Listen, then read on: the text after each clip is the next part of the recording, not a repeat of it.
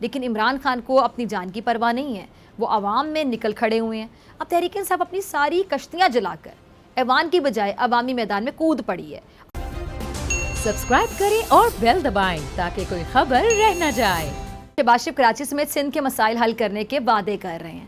اچھا، ہم امید کر سکتے ہیں کہ ان کے جو دعوے ہیں، وعدے ہیں، یہ حقیقی شکل بھی اختیار کریں۔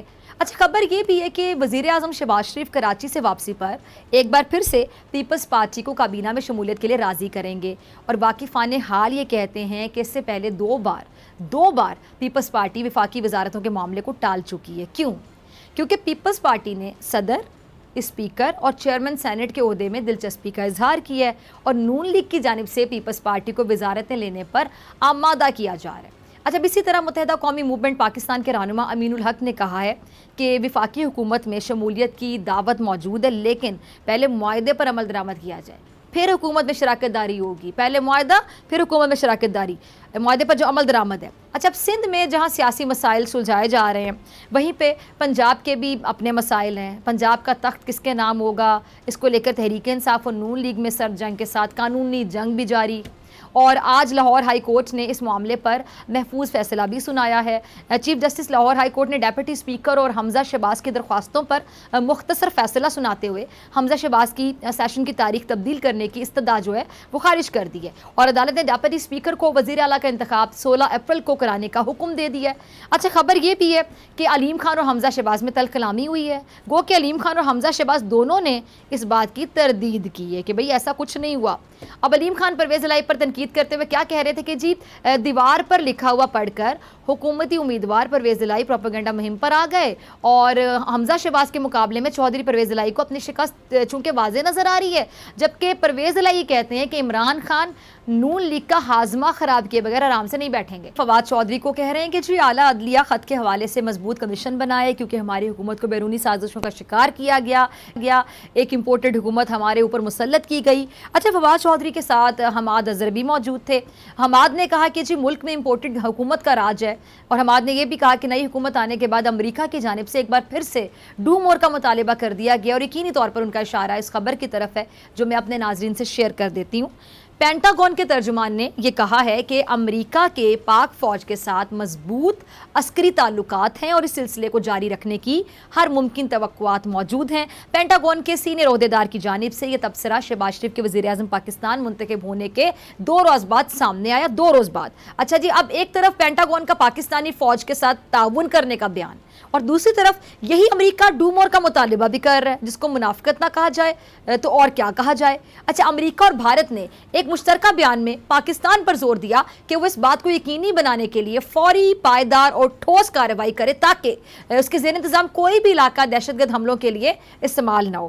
اچھا، بھارت میں امریکی سفارت خانے اور کونسل کی جانب سے مشترکہ بیان میں کہا گیا ہے کہ بھارت نے دہشت گرد پراکسیز کے استعمال اور ہر قسم کی سرحد وار دہشت گردی کی سختی سے مذمت کی ہے، اور ممبئی حملے اور پٹھان کوٹ حملے کے ذمہ داروں کو انصاف کے کٹہرے میں لانے کا مطالبہ کیا۔ اچھا، یہ بیان بھارت اور امریکہ کے درمیان چوتھے 2+2 ڈائیلاگ کے ایک حصے کے طور پر جاری کیا گیا، جو کل واشنگٹن ڈی سی میں اختتام پذیر ہوا ہے۔ اب آپ ملاحظہ کیجئے کہ امریکہ بھارت کی زبان بولنا شروع بھی ہو گیا، اور حماد اظہر امریکہ اور بھارت کے اسی مشترکہ بیان کی طرف اشارہ کر رہے ہیں۔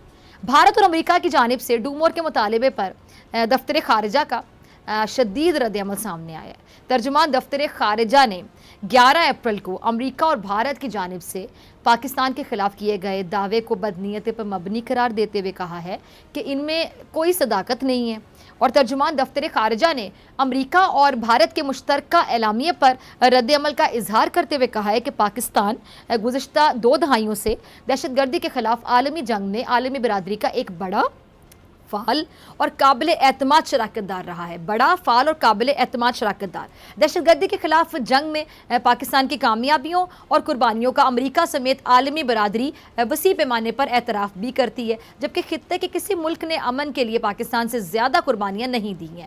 اچھا، ترجمان دفتر خارجہ نے یہ بھی کہا کہ بھارت نے پاکستان کے خلاف بھارتی اشتعال انگیزی اور مقبوضہ کشمیر میں مظلوم کشمیریوں کے خلاف وحشیانہ مظالم کو چھپانے کی ایک مایوس کن کوشش کی ہے۔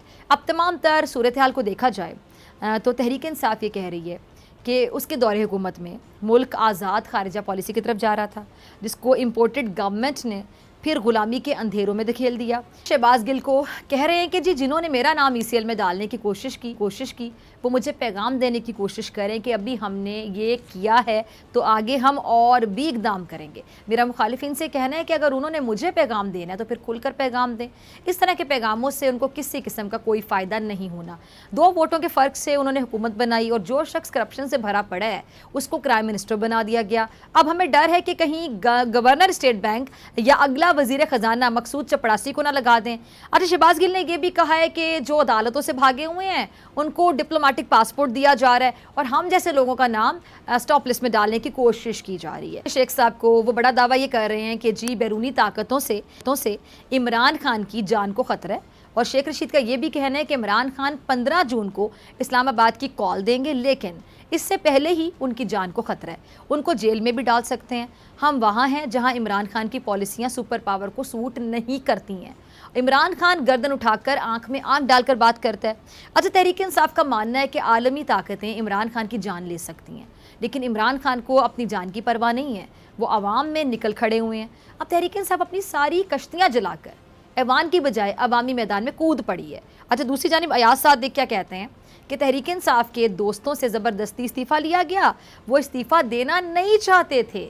تحریک انصاف متحدہ حکومت پر یہ الزام لگا رہی ہے کہ تحریک انصاف کے اراکین کا استعفوں والا معاملہ التوا میں ڈالنے کی کوشش کی جا رہی ہے۔ سبسکرائب کریں اور بیل دبائیں تاکہ کوئی خبر رہ نہ جائے۔